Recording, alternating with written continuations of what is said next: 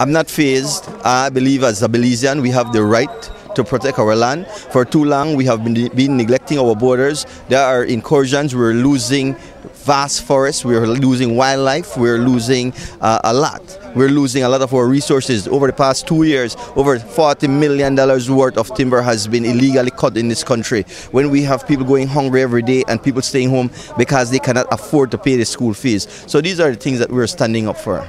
But in terms of you're not getting the support from the government, will mean that your call for the BDF presence while you conduct the activity will not be there. So then, in terms of us making a mistake, us crossing the border, and any possible incursions that can occur or confrontations, how is that going to be addressed? We are on the ground.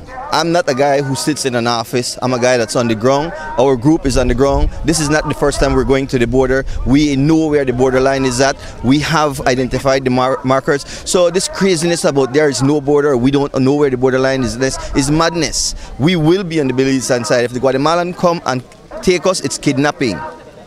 But what kind of technical support? Are we talking about GPS? Yes, we have GPS. I have consulted with the best of the best land surveyors in this country who were actually involved in surveying the line. I have surveyors with us. We have GPS technicians. We have ex-military officer. Last night I spoke with ex-officer Salgado, who is now working in the Ombudsman office, who's an attorney himself, and he gave us some really good advice. We have other attorneys we've worked with, and we are moving forward because we know we are doing the right thing.